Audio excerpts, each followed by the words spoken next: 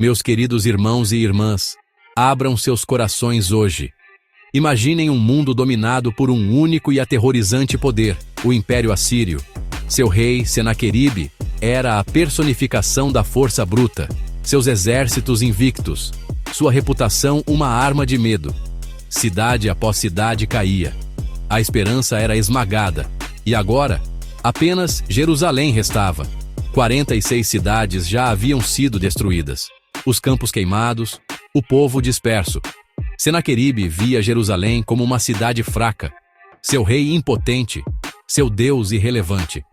Ele acreditava que nada poderia detê-lo.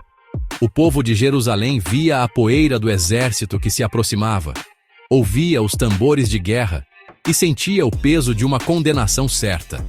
Os assírios eram mestres de cerco, especialistas em quebrar tanto muralhas quanto espíritos. Eles cortavam água, comida e esperança, zombando do povo dia e noite. Isso não era apenas um conflito político. Senaqueribe via a si mesmo como um deus, zombando dos deuses de cada nação que conquistava. Porque o Deus de Jerusalém seria diferente.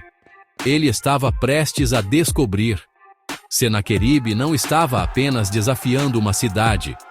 Ele estava desafiando o Senhor dos Senhores. Ele entrou em uma guerra espiritual que não podia compreender. O palco estava montado para um confronto de proporções épicas. O destino de Jerusalém e a honra de seu Deus pendiam na balança. O mundo observava, esperando mais uma vitória fácil para a Assíria. Mas desta vez, a história terminaria de forma diferente. O inimigo estava às portas de Jerusalém.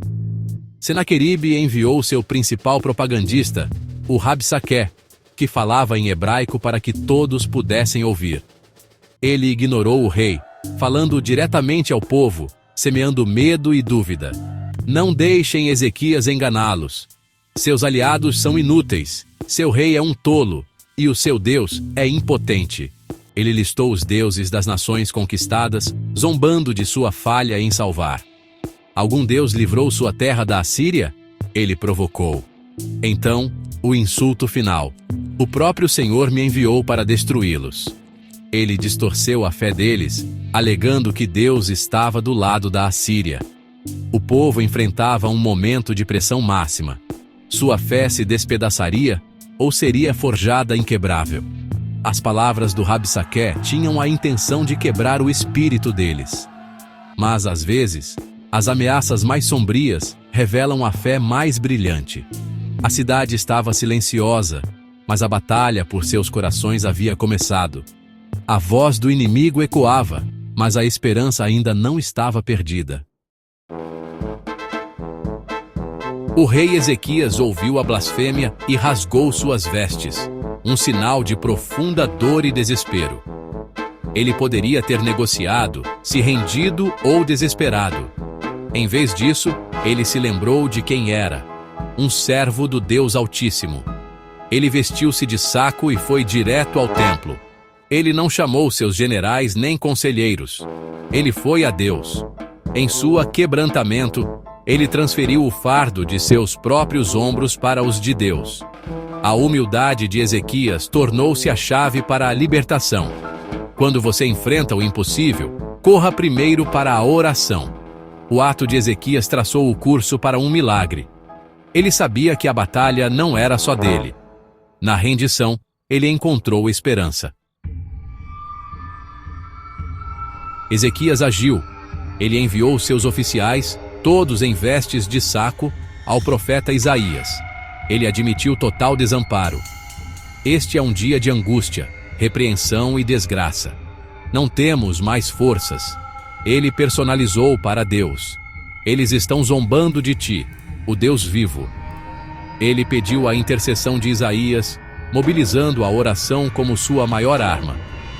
A liderança de Ezequias não era sobre poder militar, mas desespero espiritual. Ele trouxe seu governo à humildade perante Deus. Ele liderou pelo exemplo, mostrando que a esperança não estava em muros ou armas, mas na oração. A resposta de Ezequias nos ensina: A verdadeira liderança busca a Deus primeiro. Ele não entrou em pânico. Ele orou. Ele não apenas orou. Ele buscou conselho piedoso. Ele humilhou a si mesmo e sua nação. A esperança deles estava de joelhos diante do Deus vivo. A sobrevivência do remanescente dependia da fé, não da força.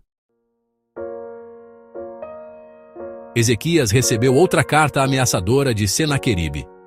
Ele a levou ao templo, estendendo-a perante o Senhor. Ele começou sua oração com adoração. Ó Senhor, Deus de Israel, só Tu és Deus sobre todos os reinos. Ele reconheceu o poder do inimigo, mas declarou a supremacia de Deus. Inclina o teu ouvido, ó Senhor, e ouve. Vê os insultos contra ti. Ele admitiu as vitórias da Síria, mas disse: os deuses deles eram apenas madeira e pedra. Seu apelo: livra-nos para que todos os reinos saibam que só Tu és Deus. A motivação de Ezequias era a glória de Deus, não apenas a sobrevivência. Ele pediu um milagre que testemunharia ao mundo. Esta era uma oração que Deus não podia ignorar. Ezequias alinhou seu coração com o propósito de Deus. A fé do rei moveu os céus. A resposta estava a caminho. Deus respondeu imediatamente através de Isaías: porque oraste a mim acerca de Senaqueribe, eu te ouvi. A resposta de Deus foi um rugido, não um sussurro. Ele zombou da arrogância de Senaqueribe, declarando que Jerusalém riria enquanto a Síria fugia. A quem você blasfemou? Contra o Santo de Israel. Deus lembrou a Senaqueribe: todas as suas vitórias foram permitidas pelo plano de Deus. O poderoso rei era apenas uma ferramenta na mão de Deus. Deus pronunciou julgamento: porei o meu anzol no teu nariz e farei com que voltes pelo caminho por onde vieste. Ele prometeu restauração para Judá, um futuro além do cerco. O veredito estava dado, o céu havia falado. O orgulho de Senaqueribe seria sua queda. O povo de Deus veria a libertação. O mundo testemunharia o poder de Deus. Então aconteceu. Enquanto Jerusalém dormia, Deus enviou um único anjo. Naquela noite, 185.000 soldados assírios morreram, sem batalha, sem ruído, apenas julgamento divino. Ao amanhecer, os sobreviventes encontraram apenas silêncio e morte. O maior exército do mundo foi destruído em um instante. Nenhuma espada foi levantada por Judá. Deus agiu sozinho. Senaqueribe, antes tão orgulhoso, fugiu envergonhado para Nínive. Lá, no templo de seu Deus, seus próprios filhos o mataram. O homem que zombou de Deus morreu diante de um ídolo impotente. A justiça de Deus foi completa. A história não era sobre força humana, mas intervenção divina. O mundo viu o que acontece quando o orgulho desafia o Deus vivo. O Senhor havia lutado e vencido. Isso é mais que história, é um testemunho vivo. O Deus que libertou Jerusalém é o mesmo hoje. Ele luta por aqueles que confiam nele, mesmo quando as chances são impossíveis. Você pode enfrentar seus próprios gigantes: medo, crise, desespero. O inimigo sussurra que Deus não pode te ajudar. Lembre-se de Ezequias. Corra para Deus, renda a batalha e ore por sua glória. Deus está esperando sua confiança. Ele é capaz de lidar com o que quer que você enfrente. Seu problema não é grande demais para Ele. Confie em seu poder, fidelidade e tempo. Ele lutará por você. Que esta história construa sua fé. O Senhor Todo-Poderoso está conosco. Ele ainda luta por seu povo.